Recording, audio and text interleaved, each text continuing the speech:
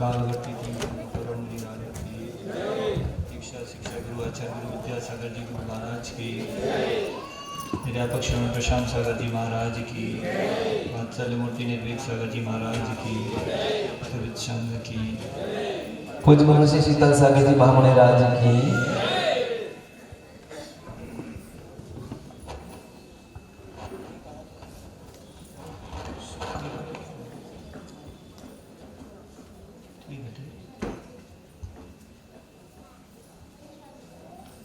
एक शास्त्र का उल्लेख करना चाहते हैं जिसका नाम है करकंडू चरित्र। कुछ लोगों ने नाम सुना होगा इसका, लेकिन इसका जो कथानक है वो शॉर्ट में हम बताना चाहते हैं। एक राजा था, उसका बचपन में उनके माता पिता ने कोई अच्छा नाम रखा होगा, लेकिन उसका दूसरा निकनेम हो गया करकंडू। कर मतलब हाथ और कंडू यानी होता है खुजली। तो बचपन से ही वो व्यक्ति हाथ पैर में खुजाल करता रहता, तो उसकी खुजली होती रहती थी हाथ पैर में, ठीक ही नहीं होती थी। कई सारे इलाज कराए, अलग अलग पैथी करवाई, फिर भी ठीक नहीं हो रहा। तो बड़ा परेशान रहता था, तो उसका नाम करकंडू पड़ गया। थोड़ा जब बड़ा हुआ, राजा बन गया, फिर भी उसको वो बीमारी ने पीछा नहीं छोड़ा।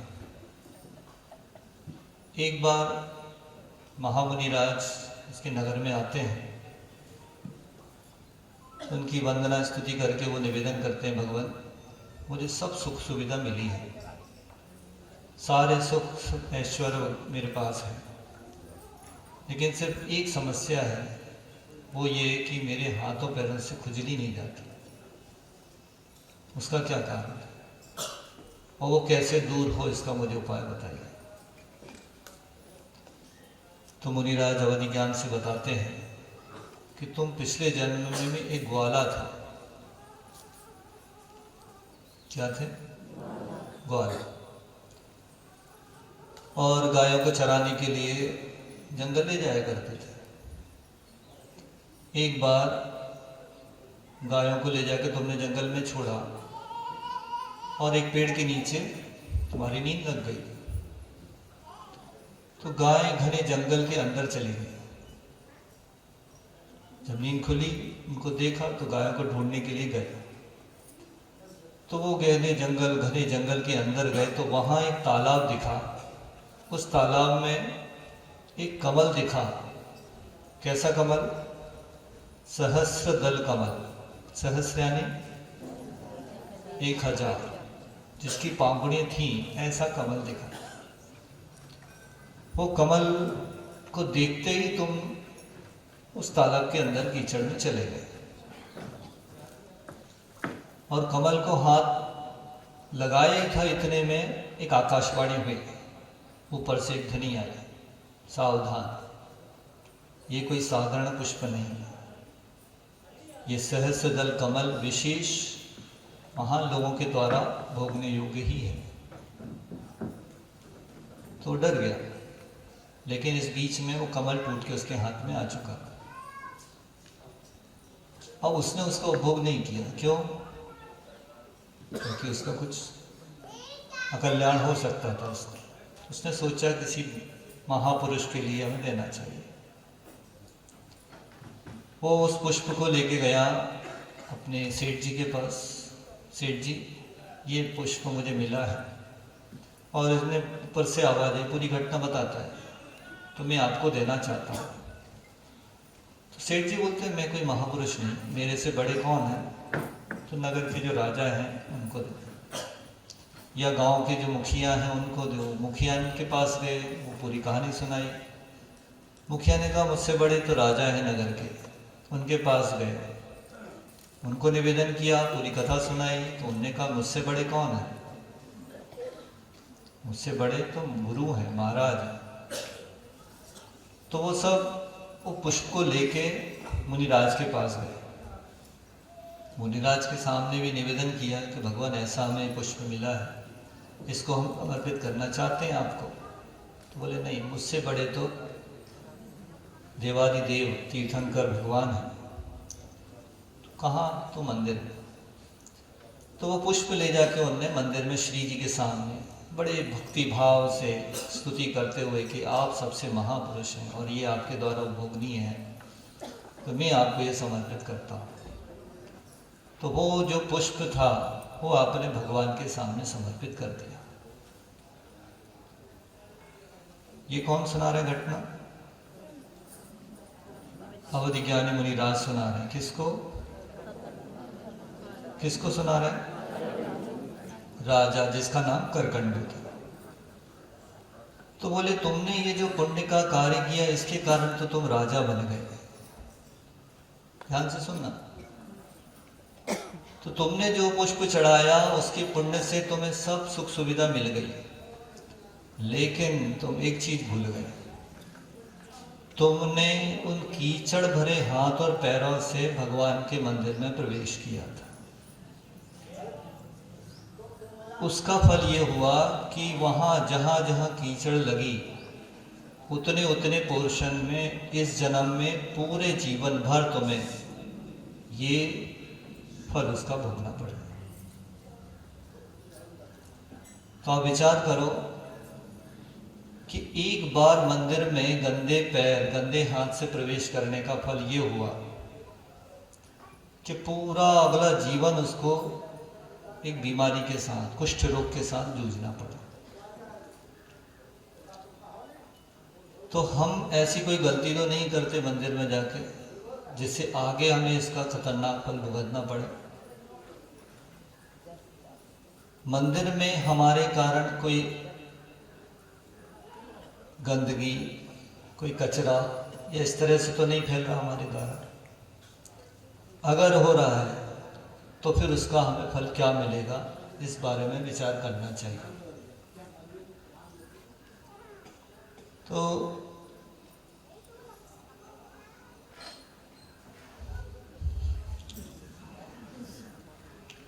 फिर से सुनाएंगे आपके लिए।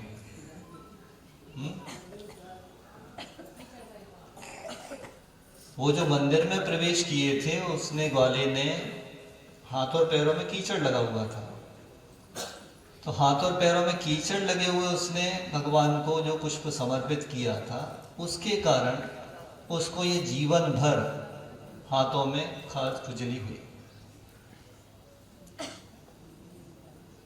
कर्मों की एक वैरायटी होती है, निदत्ति और निकाचित। जो कर्म तपस्या के द्वारा भी निर्जरित नहीं होते, झड़ते नहीं, उनको भोगना ही पड़ता है। उनमें उदीरना, संक्रमण आदि नहीं हो सकते। ऐसे कर्मों को कैसे, किस निमित्त से बांधा जाता है, ये कर्म सिद्धांत में बताया है कि देव, शास्त्र और गुरु के निमित्त से अगर हमने कोई भी अशुभ कार्य किया है या शुभ कार्य किया है तो दोनों निदत्ति और निकाचित वैरायटी के हो जाते हैं। तो इस बारे में बहुत सावधान रहने की बात है। हमारे पास कई लोग आए, महाराज जी हमें ये प्रॉब्लम है, हमें ये प्रॉब्लम है। जैसे कुष्ठ रोग 36 प्रकार का होता है। दाद, खाद, खुजली से शुरू करके सोराइसिस, उदुम्बर कुष्ठ, उदुम्बर मतलब जिसमें फोड़े फूटते हैं उसमें से कीड़े निकलते हैं, इस तरह के भी कुछ कुष्ठ होते हैं। श्री पाल ने क्या किया था? जिसको कुष्ठ हुआ था मुनि के ऊपर थूक दिया था उसने पिछले जन्म में, और उसके साथ और भी कौन लोग थे? 700 उसके मित्र थे। उसका फल अगले भाव में क्या मिला उसको? पूरे 700 लोग कोड़ी हो गए। ये कहानी आपको पता है, और उसी उपलक्ष्य में आप लोग ये विधान का निमित्त बन जाए। सिद्ध चक्र विधान अष्टानिका में मैना सुंदरी ने किया था, जिससे ये कुष्ठ रोग श्रीपाल का ठीक। लेकिन हुआ क्यों था? तो उसका कारण था मुनि का अपमान। ऐसे ही अगर हम शास्त्र पढ़ रहे हैं और आपके मुख से छींटे निकल के शास्त्र पे गिर रहे हैं, उससे कौन से कर्म का बंध होगा?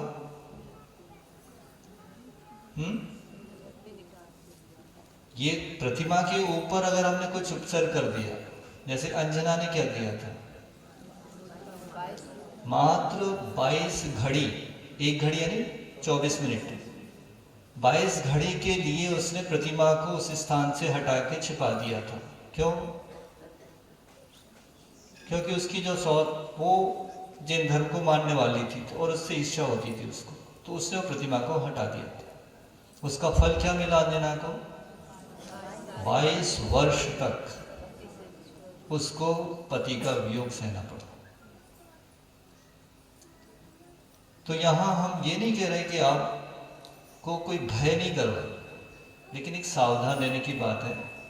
देव, शास्त्र और गुरु, इनके निमित्त से कोई भी आसाधना ना हो जाए, हमारे द्वारा अनादर ना हो जाए।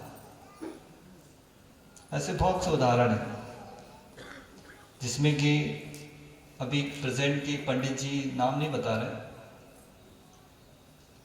उनको एक आचार्य महाराज ने पूछा कि तुमने अनुवाद में ये जानबूझ के किया या गलती से किया?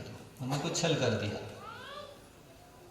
स्वयंभू स्तोत्र के 12वां जो वासुपूज्य भगवान का है, उसकी उत्थानिका में उन्हें चेंज कर दिया। तो आचार्य महाराज ने पूछा, विमल सागर महाराज जी की बात है, कि तुमने ये जानबूझ के किया है गलती से? तो वो चुप रह गए, कुछ नहीं बोल पाए। और बाद में उन्होंने खुद ने ये स्वीकार किया कि इसी गलती के कारण उनका बहुत खतरनाक एक्सीडेंट हुआ और वो मुनि दीक्षा के अयोग्य हो गए। इसका उन्हें आखिरी तक मिलान रहा कि मैंने ये गलती की। तो कोई भी छोटी सी भी गलती अगर देव, शास्त्र, गुरु से संबंधित हम अगर हो जाती है तो प्रायश्चित जरूर ले, कई गुना उसका फल मिलने का। ऋषभ सेना का कथानक सुना होगा आपने। पिछले जन्म में उसने मुनि महाराज के ऊपर कचरे का ढेर लगा दिया। महाराज जी सामने कर रहे थे, उसको साफ करना था मंदिर, उनने कुछ ध्यान नहीं दिया और उसने कहा कि अब राजा आएगा तो उन्हीं के ऊपर सारा कचरा का ढेर कर दिया। वो जो उसने गलती की, उसका फल उसे क्या मिला, आप वो कथानक पढ़ेंगे तो पता चलेगा। कितने भव, दुर्गंधा का भव, ऐसे कैसे कैसे उसने कष्ट भोगे। तो ये देव, शास्त्र, गुरु के संबंध में अगर अशुभ क्रिया हो जाती है, कुछ असाधना हो जाती है, तो उसका। इसी तरह ये नेगेटिव साइड की जगह पॉजिटिव साइड भी ले सकते हैं हम। अगर हमने उनका बहुमान किया, जैसे उसी वृषभ सेना ने उन्हीं महाराज की वैयवृत्ति की, बहुत अच्छे से वैयवृत्ति की, दिल से वैयवृत्ति की। अगले भाव में उसको सर्वौषधि रिद्धि हो गई। सर्वौषधि मतलब उसके स्नान के जल से सब लोगों के रोग ठीक होने लगे। ये किसका फल हुआ? गुरु की सेवा, वैयवृत्ति।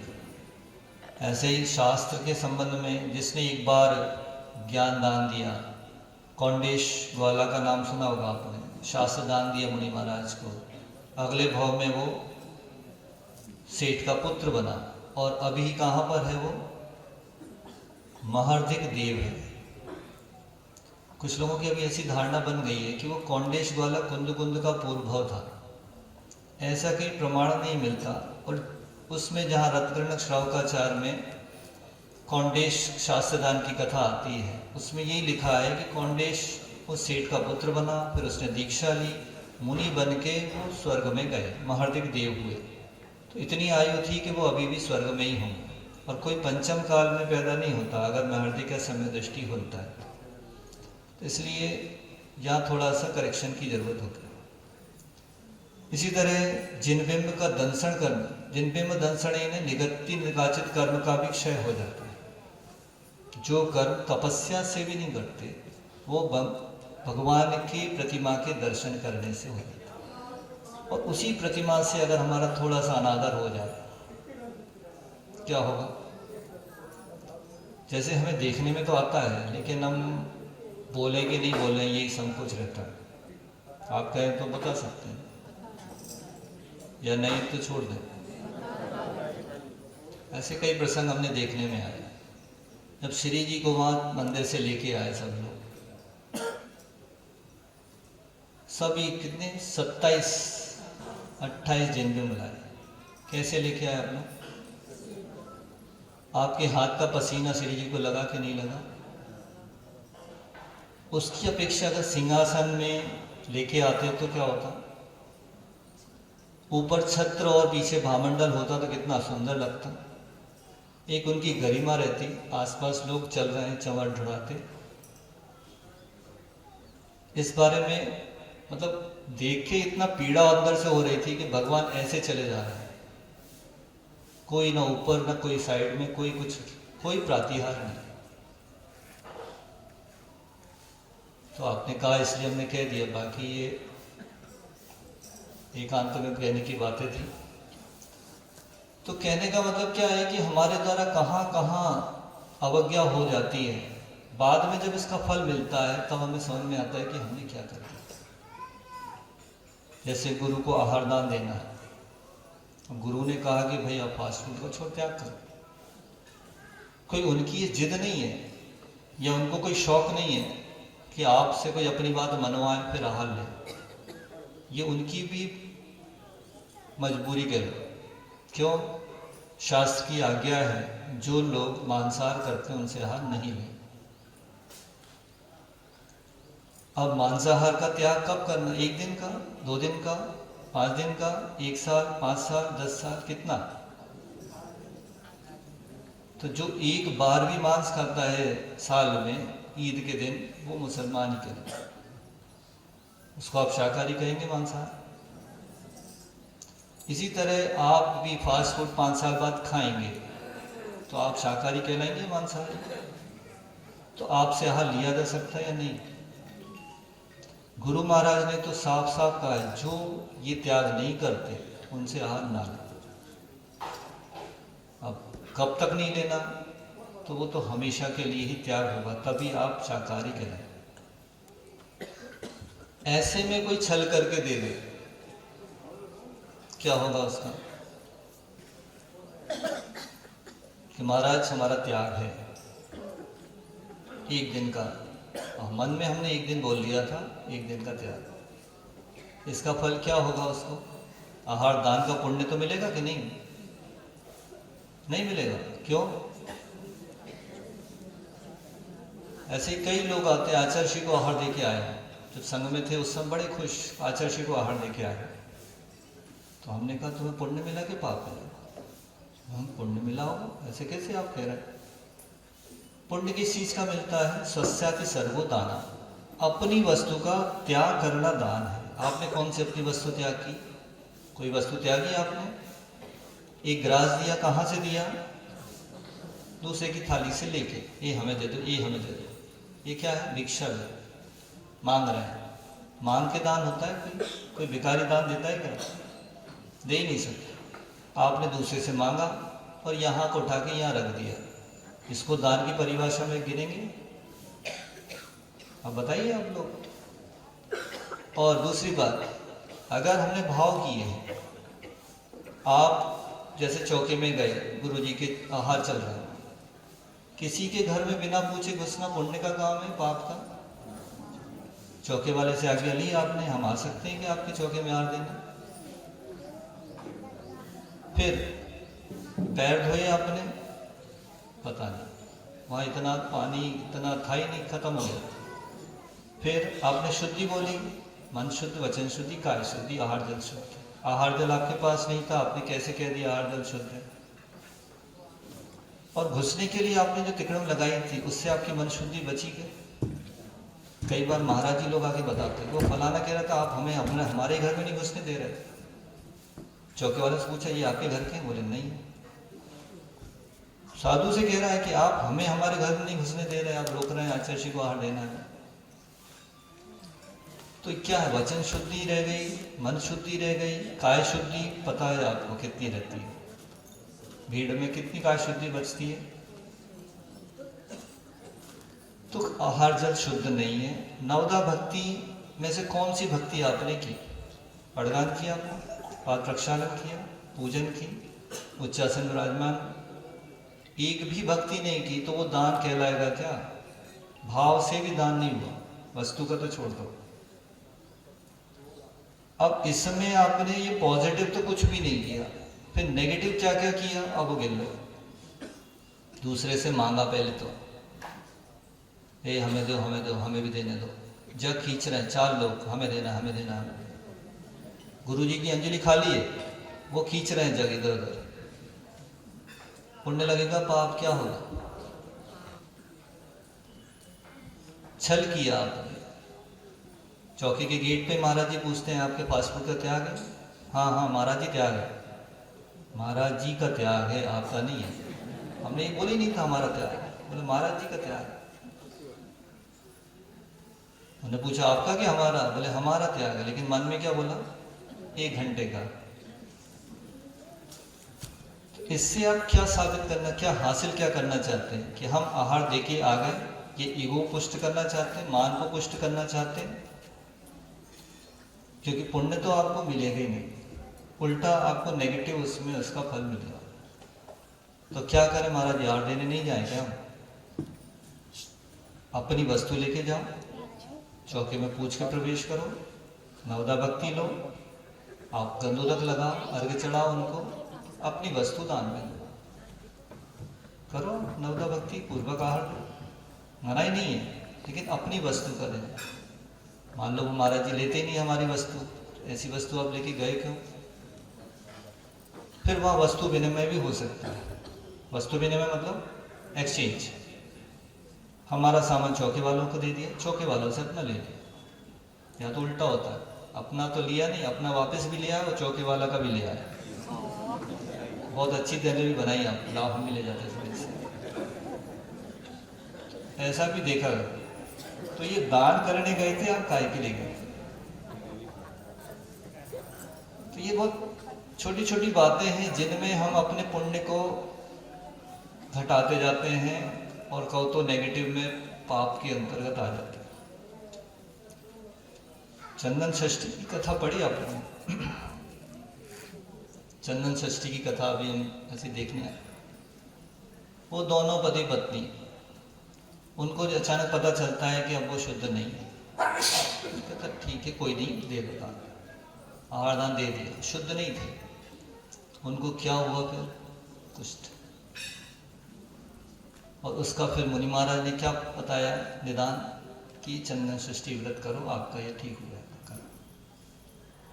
तो ये कहावत है, बहुत पुरानी कहावत है, इसको बड़े ध्यान से आप लोग या तो नोट कर लें तो बहुत अच्छी बात है। गुरु से कपट, मित्र से चोरी। क्या? गुरु से कपट, मित्र से चोरी, के हो निर्धन या हो कोड़ी। गुरु से कपट, मित्र से चोरी, के हो निर्धन या हो कोड़ी। अब जिस कोड़ी मतलब ऐसा जरूरी नहीं है कि उदुम्बर कुष्ठ हो, वाइट स्पॉट ही हो। अगर किसी को सोरायसिस हो रहा है वो भी कुष्ठ है, किसी को दांत खाज खुजली है वो भी कुष्ठ है। तो ये सब गुरुओं का आसाधना करने से होता है, शास्त्र की आसाधना करने से होता है। मुंह में छाले क्यों होते हैं? इसका भी कहीं ना कहीं रीजन इसी से, हमारे मुख से अशुद्ध शब्द निकल गए, या हमने जिनवाणी का अपमान कर दिया, स्पिटिंग हो गई ऊपर शास्त्र के ऊपर, उसका ध्यान नहीं दिया।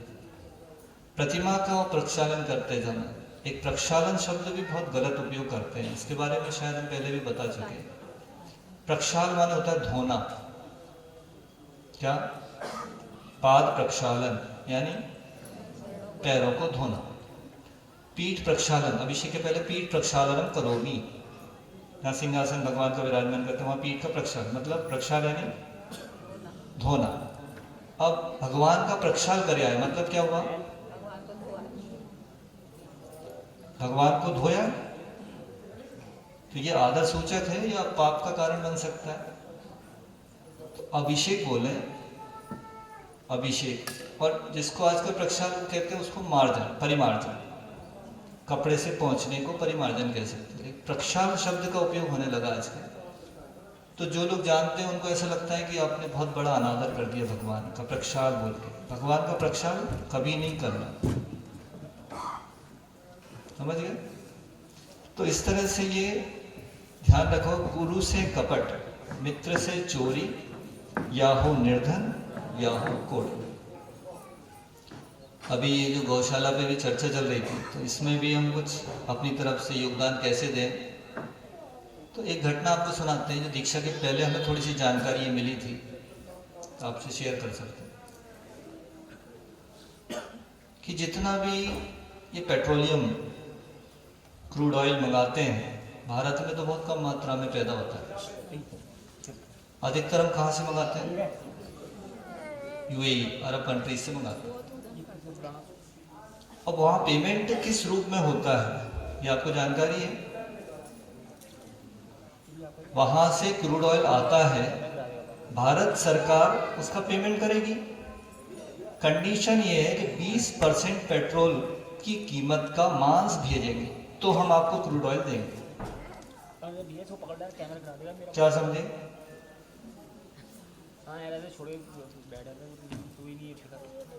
20% अगर आपने 100 रुपए का पेट्रोल खरीदा,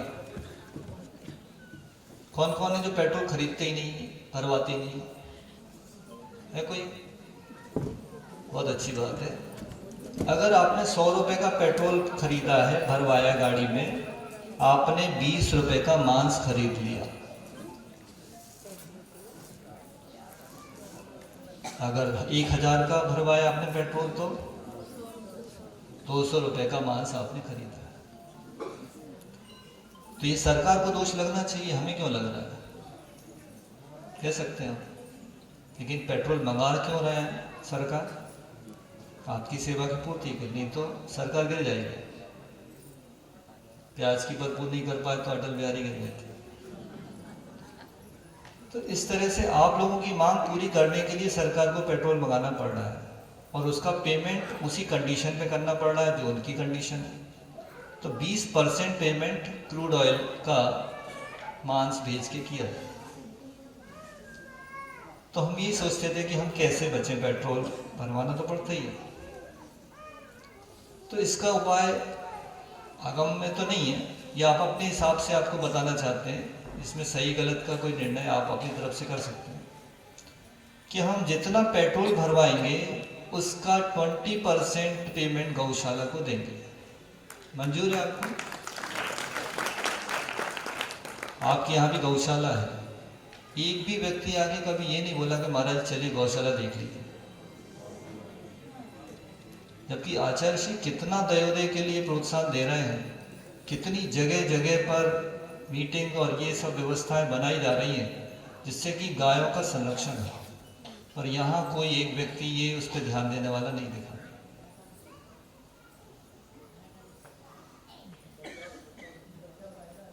क्योंकि घाटे और सौदे ये तो व्यापार करने वाली बात हो गई। मतलब ये दया धर्म का मूल है, ये आपको पता ही नहीं। एक बहुत किसी हिंदू संत ने कहा था, हम गायों को नहीं पालते, गाय हमें पालती है।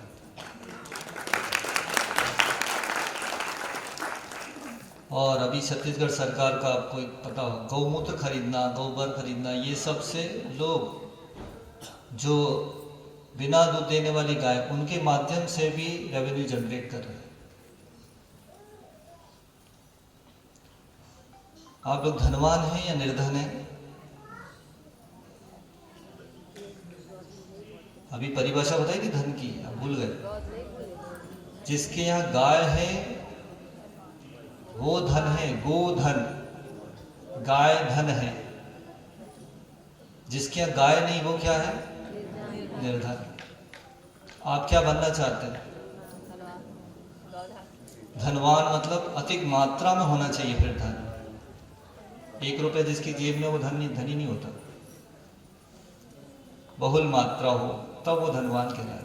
मतलब प्रत्यय वान लगता है तो वो बहुल अर्थ में लगता है। तो इसलिए जो भी धनवान बनना चाहते हैं वो गायों को रखें, गायों की सेवा करें। यहाँ तक कि प्रायश्चित ग्रंथों में बताया जाता है कि श्रावक अगर प्रायश्चित मांगने आए, हमसे ये पाप हुआ है, तो प्रायश्चित ग्रंथों में क्या प्रायश्चित लिखा उनको देने को? 100 गाय दान करो, 500 गाय दान करो, आपका ये पाप धुल जाएगा। अब यहाँ व्यवस्था ही नहीं है तो कैसे करेंगे आप? उस पाप को आप लेके चलेंगे तो आपकी दुर्गति होगी। तो क्या करें? तो आचर्षी नहीं बनाए दयोदय के लिए आप दान दे दीजिए, आपका पाप धुल जाएगा। इसी तरह ज्यादा समय हो जाएगा ना, महाराज जी को भी सुनना।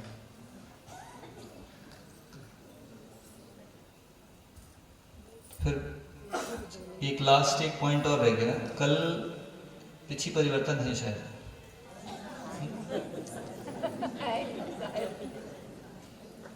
तो एक उसमें कंसेप्ट की बात थी, सब साथ में इसलिए सुनाना चाहते हैं कि एक एक करके बाद में बताओ किसी को तो सबको एक साथ पता चल जाए। अधिकतर लोग आए हमें पीछे दे दीजिए, हमें पीछे मिलना चाहिए, हमें पीछे मिलना चाहिए।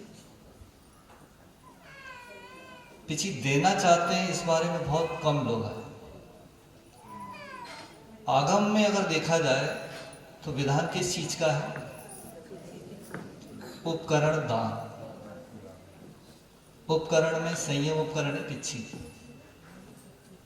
शास्त्र में इसका विधान कहीं यही नहीं है कि आप पिछी ले लो साधु की किसी की और उसका फल क्या होता है, पुण्य के पाप, ऐसा कहीं किसी जगह आपको नहीं मिलेगा। हमें तो नहीं मिला, आपको मिले तो बताना। तो पुण्य किसको ज्यादा मिलने वाला है, देने वाले को या लेने वाले को? जो उपकरण दान करेगा और उस उपकरण का उपयोग साधु जब जब करेंगे उसका शेयर देने वाले को मिलेगा।